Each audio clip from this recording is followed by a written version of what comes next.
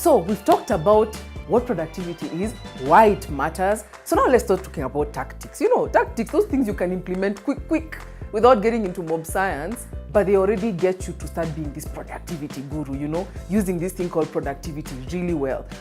So the first one, let's jump into it. First tactic, straight up. It's called the 80-20 rule. A lot of us have heard this story. So how the 80-20 rule comes in here is that 20% of what you do produces 80% of your results. What does that mean? Less is more. You have to really start realizing what it is that matters and is most important to help you achieve more. Is that making sense?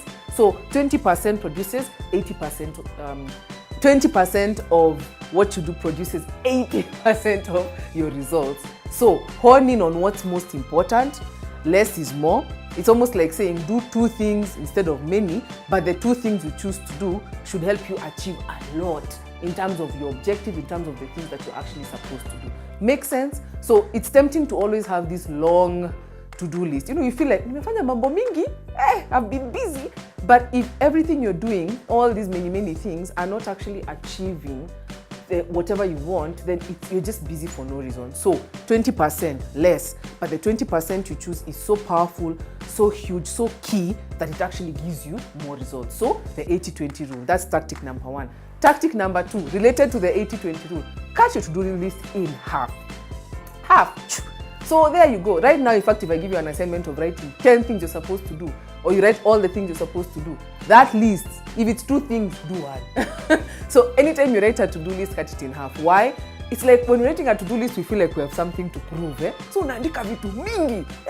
It's like justifying that I have many things.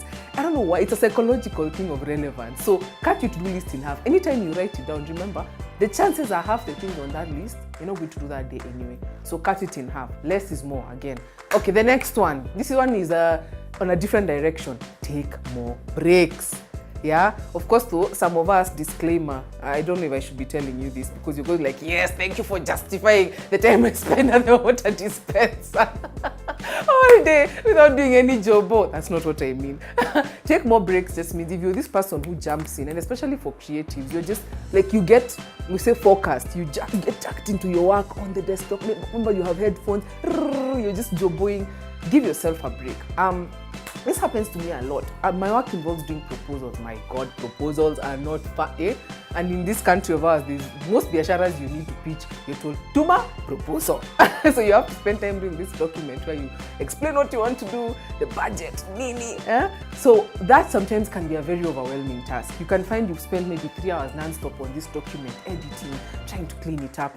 And at some point, you start losing, you know that thing of you zone out, words start blurring. It all starts to sound the same. There's nothing nice you're saying anymore. That's what I mean by take more breaks. So to be more productive, it's very important to be able to step away, even if it's just for 5 minutes from what you're doing.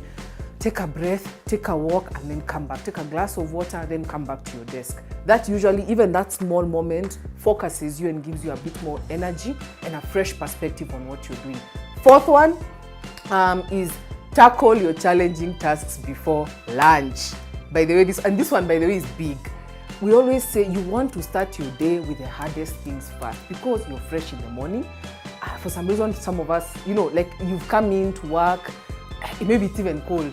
so there's no sleeping because, and Kenyans, kwanza if you have ugali for lunch, my friend, that is the end. That we call it itis. I won't say the full word for those who know what I mean, but that kaugonjo for you eat and then you feel like sleeping. Many of us suffer from that.